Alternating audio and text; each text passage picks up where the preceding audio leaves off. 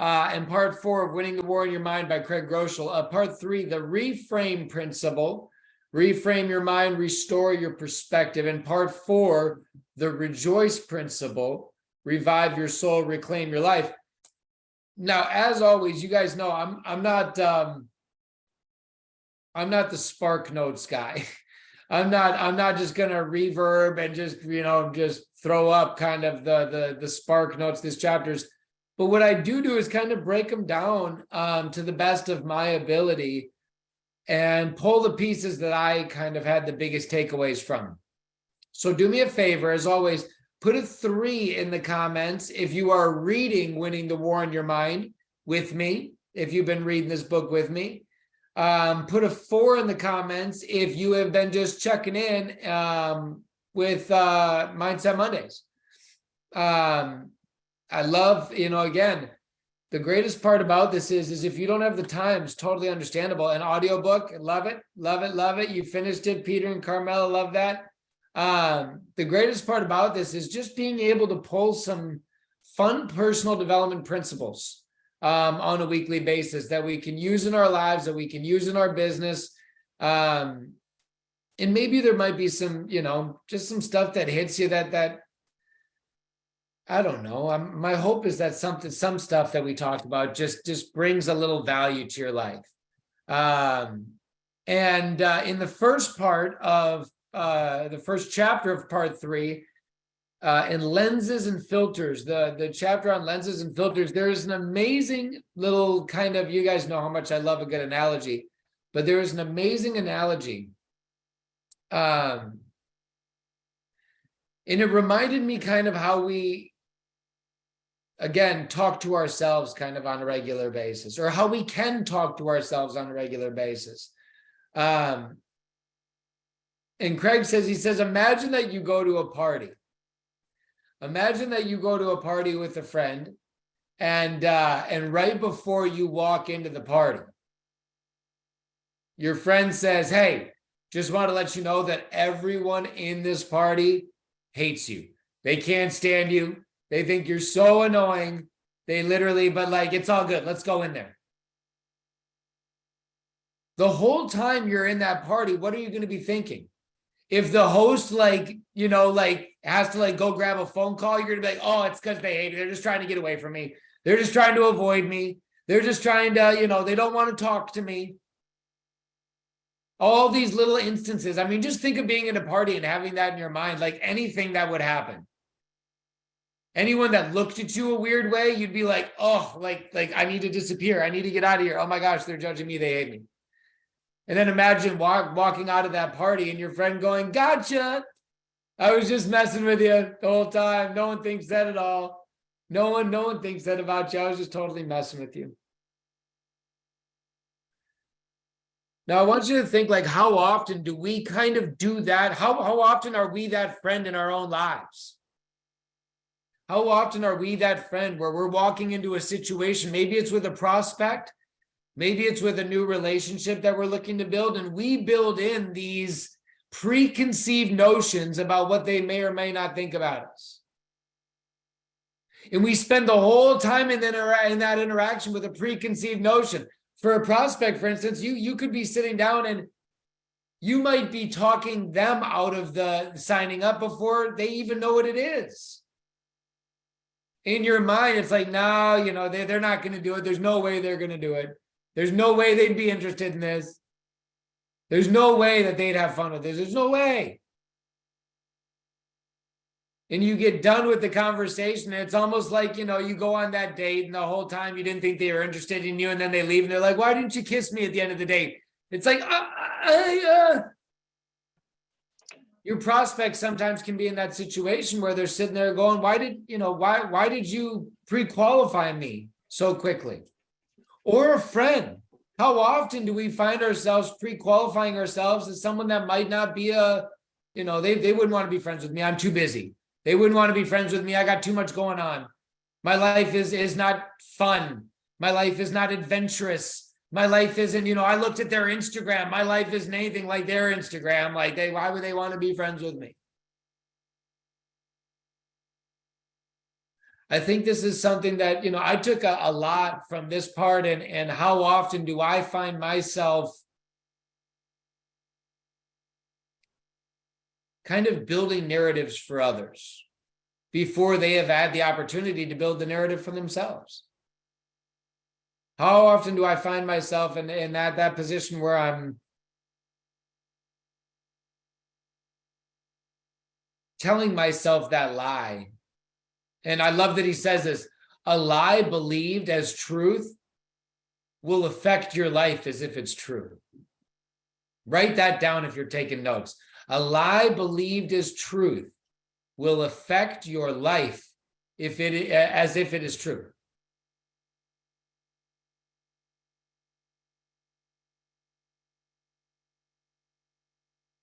That messed with me as well. I sat and thought on that for a little while. How many lies are you telling yourself? We talked about this in the last chapter. We have to be able to acknowledge, we have to be able to define what we look to change. What was, I got to look back at my notes. Where was it? Creating a trench of truth, yes.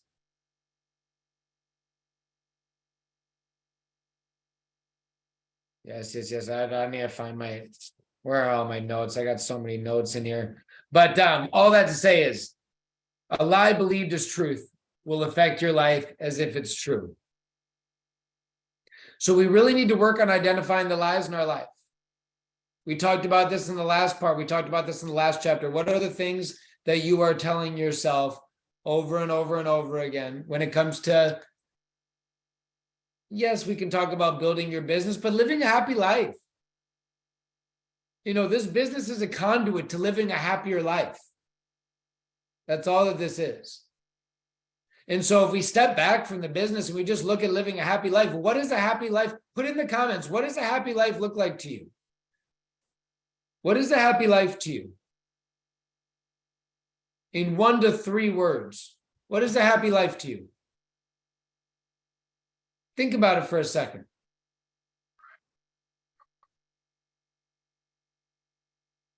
Control of my time, peace, safe and security, family and friends. Yes, family. Freedom. No stress. Time freedom. So if those are the dreams, if those are the ultimate goals of success, put a 5 in the comments if you feel like you have achieved the success that you are looking for within this life. Put a 3 in the comments if you're still looking for that desired level of success.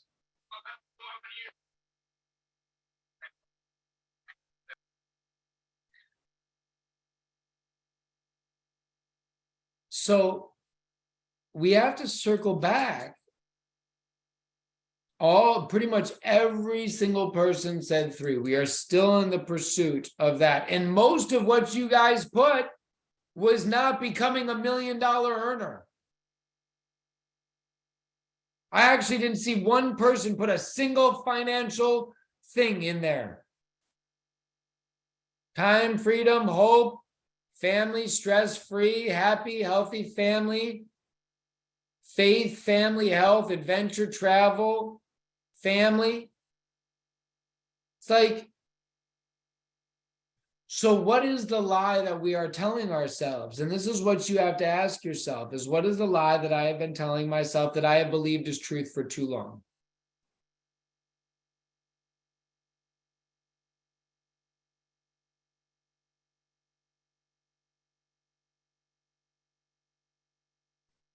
He closes the book with this, and I want to say this just to everyone right now. Some of you might need to hear this, but you are not failing right now in life. You are not controlled by fear. You are not a victim. You are not unworthy of love. You are not who others say you are. You're not unlikable. You're not what you did in the past, and you're not what others have done to you. You are not done.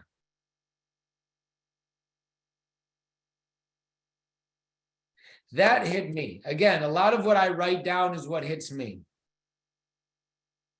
to be reminded you are not done.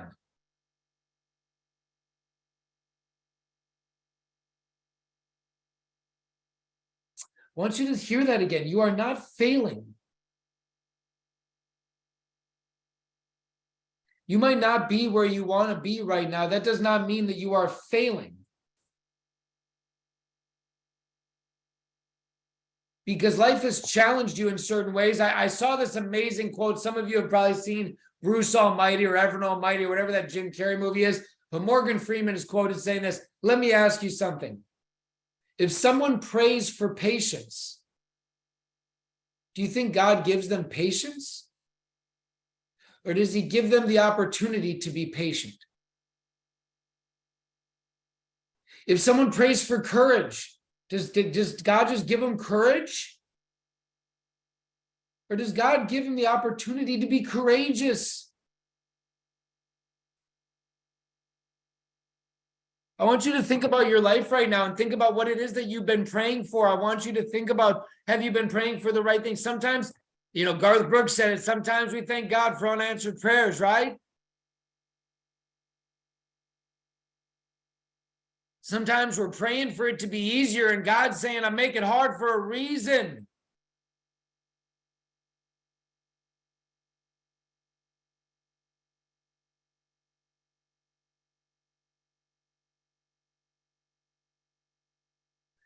There's a big part of this book that I took away and before I get to kind of the closing of the book, there's a big part I took away in regards to the relationships that you build. And one of the things that I took away, and this might be just a little nugget for you guys, but it's convenient, but put a 5 in the comments if you guys are familiar with the 5 love languages, or if you've heard of the 5 love languages before.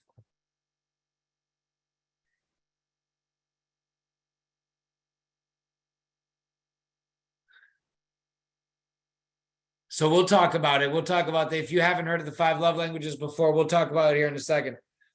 But I'm guessing that the majority of you have heard of the 5 love languages in regards to your relationships, correct?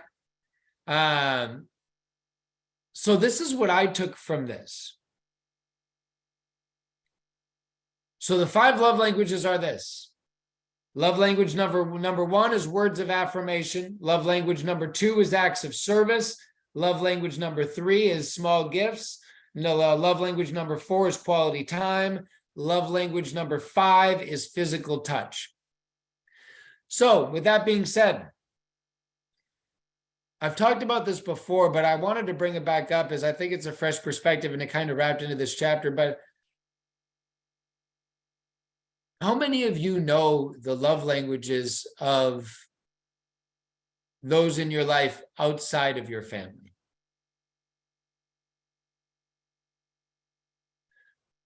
So what I took away from this is I think that a lot of times we look at love language as, what I do with my partner to help better communicate with them, what I do with my children to help, get closer with them, understand them better.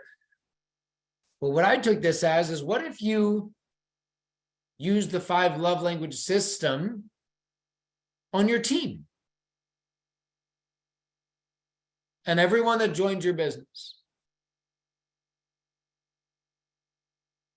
I think that a lot of times when people join your business, not only do we you kind of pigeonhole them into assuming that they're going to need the support that you need and they're going to need the time or attention that you need.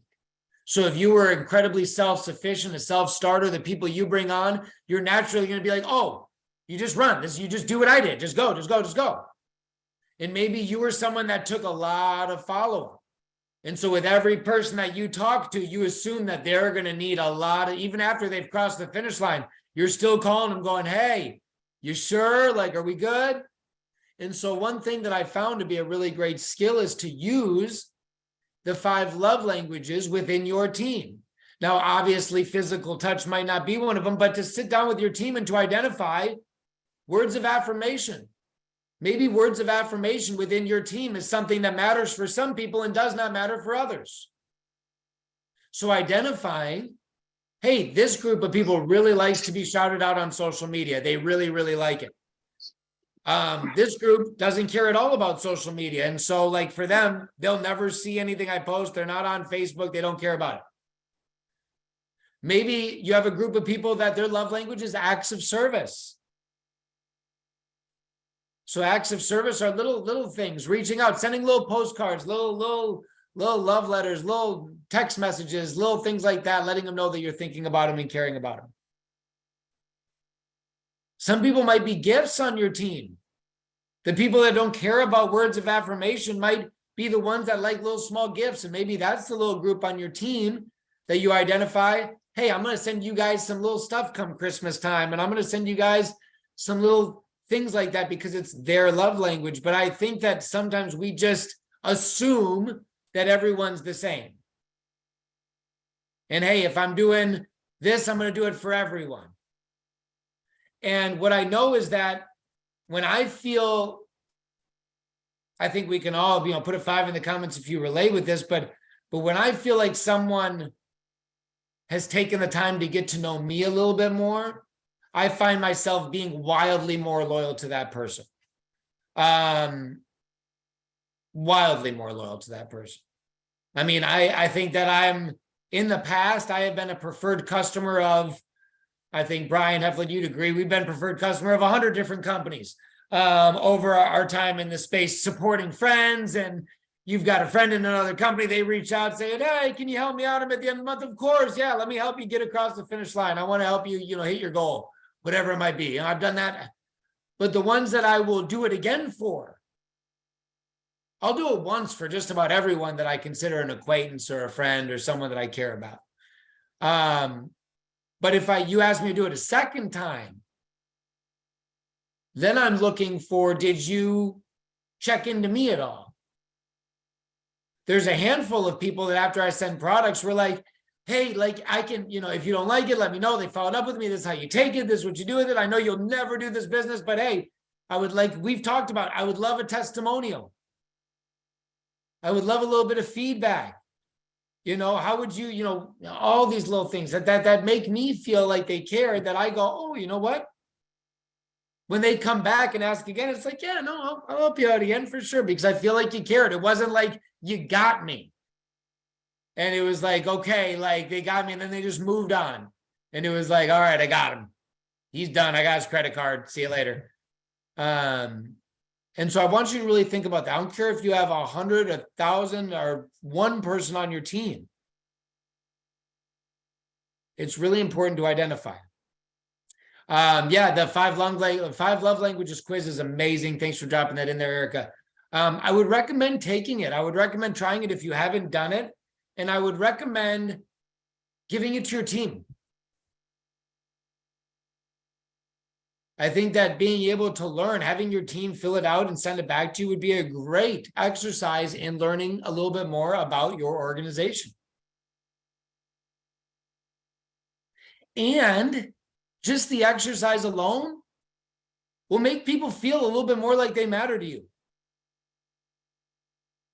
Hey, I would love it if you would fill out this, your 5 love languages quiz so I could get to know you a little bit better. Okay, that's cool, sure. Yeah, tell me, I can't wait to hear your answers. I can't wait to hear what you are. Okay. People like to feel cared about. And so think about that in your world. The final chapter, chapter 4 is part 4 is really just about the culmination of all of these pieces and understanding that at the center of all of it is really just prayer. Is really just an understanding that while we are incredibly capable beings, incredibly strong, incredibly resilient beings, that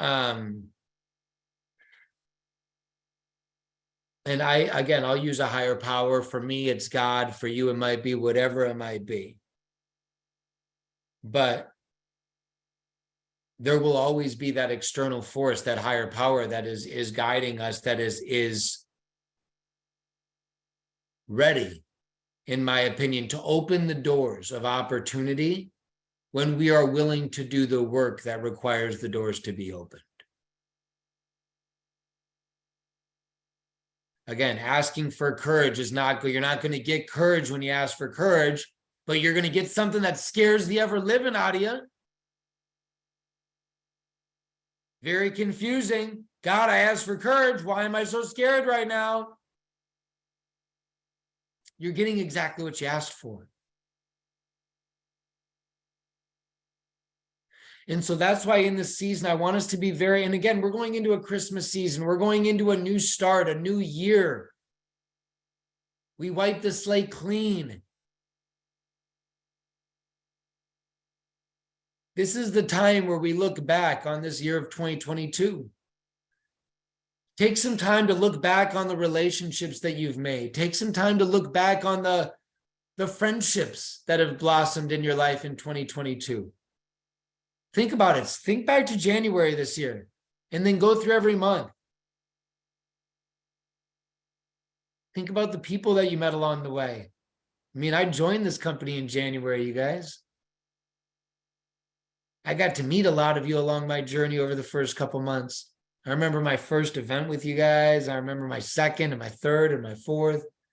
I remember going to Mexico, meeting so many of you there, so many new relationships, so many new friendships. I remember the summer months and all the things. I want you guys to think about it. Think back.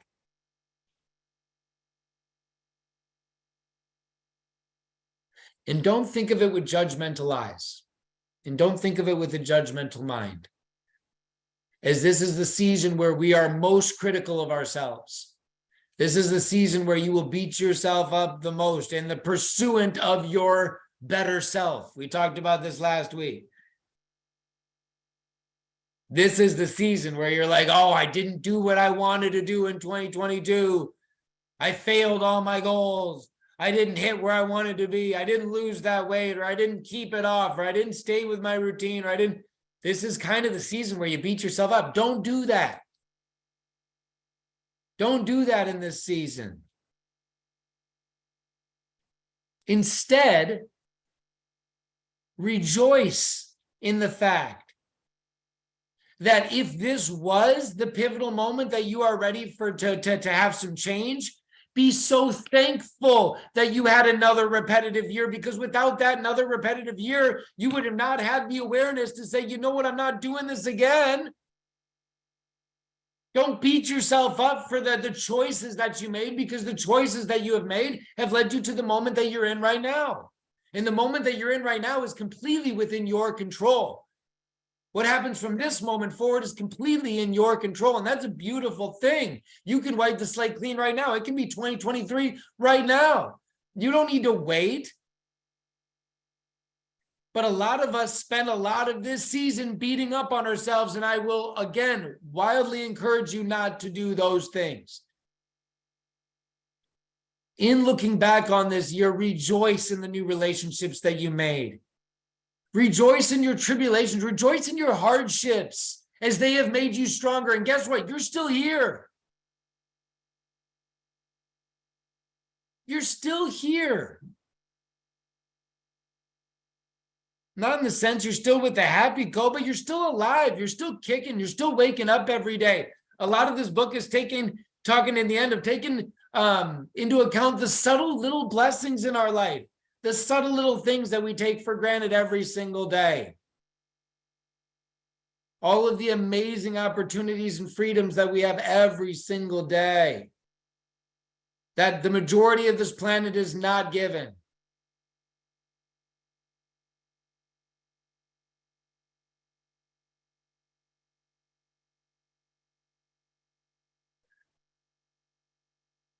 Remember to turn to prayer in this season. Whoever, whatever it is that you might pray to, turn to prayer. Don't be afraid to get down on your knees. Don't be afraid, even if it's tonight and you feel silly and you're like, you know what? I haven't prayed in a really long time. It's been a long time since I got down on my knees. and just get down and just have a good old conversation.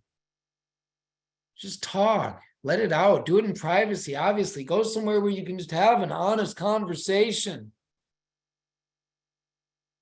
Let go of some of the guilt that you maybe have been carrying around for too long. Let go of some of the angst, the weight that you've been carrying around too long, that maybe you're not cut out for this, or you're not good enough, or who knows, you don't know what the world is going to bring. Guess what? The world is going to bring blessing because you're going to bring it.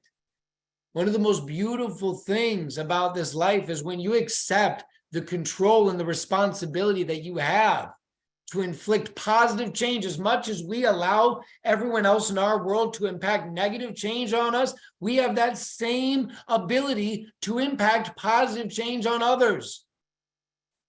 We have the same ability. It is within our control, yet we subside. We shrink down to those that are trying to give us their negativity. We shrink down and we just sip on the negativity that is forced onto us by others, instead of saying, you know what, no, I am going to be a conduit of change. I will be a light in the darkness, even when it's uncomfortable, even when I don't understand it fully, even when I don't have it all figured out, even when I might look silly in a world of people telling me I'm stupid because I have I believe optimistically in this world, and they're coming at me with pessimism every single day. They're watching Fox News and CNBC every day, and I'm reading personal development. We're on different levels. My father would always say this: you have to be willing. The number one catch to what it is that we do. You must be willing to accept a temporary loss of social esteem from ignorant people.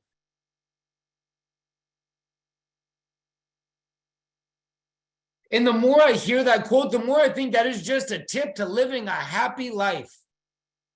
You got to be willing, in the pursuit of a happy life, you got to be willing to accept that there's a lot of ignorant people out there that are going to think you're stupid for wanting to be happy.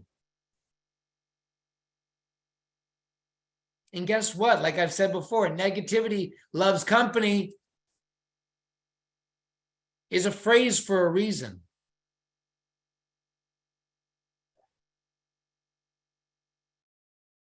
Positivity loves company just as much. It's just not as sexy. It's just not as TMZ dramatic. So in closing, know again that you are enough. I've seen some amazing comments come through here. I've not been able to see them all, but forgiveness is given when you ask and release, lift it up. You've got this when you believe and have faith. You will feel that he has you too. 100%, Marlene. Couldn't agree more. Yeah, everyone throw that in the comments. Everyone say that in the comments. I am enough. Put it in the comments. I am enough. Write it out for yourself. I am enough. I'm enough. I've got this. I have blessings to bring this world. Outside of the happy co, outside of my job, outside of my family, outside of my spouse, outside of my children, outside of my friends, I am a value add to this planet. This world is a better place because I am here. I don't get into the entertainment news much, but you guys, I think we all saw the tragic passing of Twitch, the Ellen DeGeneres' DJ, and you know, the amazing, I mean, you're such a light. I'll just say this, I don't talk about this very much often, but if you are struggling, if you are hurting, if there is any part of you that is ever in any way considering anything like that, please know you are not alone. Know that you are loved. Know that everyone on this call would come to you in 2 seconds if you needed us to be by your side. That all you have to do is ask. All you have to do is put yourself out there and just let us know. We will be there for you. I promise you. Never hurt in silence. Please don't hurt in silence. Please. The world would be much better by you screaming and hurting out loud than by you hurting in silence and pretending happiness. So maybe this is falling on complete deaf ears on everyone on this call. And if so, God bless it. But if there's a single person on this call that needs to hear that, I want you to know, please know how much you matter. Please know. And do not ever hesitate to reach out, because there is a world of people that will come around you, a world of people. With that being said, you guys, I pray each and every one of you has the most blessed Christmas, a safe Christmas, a happy holiday season. For any of you that this is a sad season, as I know that some people, this is a hard season because of loss in your life or things that might have happened around this season. I want you to know that my prayers are with you. I hope you find peace and love and solitude in this season. Just know that we are a family. We are a family, and it has been an unbelievable year. I am so grateful to have be on this journey with each and every one of you over this last year. It truly has. And for all the new faces, I can't wait to meet you. I can't wait to see you in person. I can't wait to hopefully have you on our amazing incentive trip in Punta Cana in May, hanging with us on the beach. But a Merry Christmas, a Happy Hanukkah, a Happy Kwanzaa to every single one of you out there for whatever it is that you celebrate. Just blessings to each and every one of you. I look forward to seeing you. We'll see you on What's Up Weekly this week. So I'm going to get a chance to get to say Merry Christmas to you again, as we're going to be celebrating. I'm going to be spinning that wheel. Do not forget the Spin the Wheel promotion. Anyone that brings in a brand partner this week, I'm spinning the wheel for you. And who knows, maybe you're winning a $200 fleece blanket. Maybe you're winning a limited edition. We only have 3 Paradise Punches left we found in the warehouse. One of them might be for you. But we got some amazing prizes to give away, all for just doing the amazing work that we do every single day here at the Happy Co. With that being said, as always, love you guys. We'll talk soon. See you on Wednesday. Bye for now.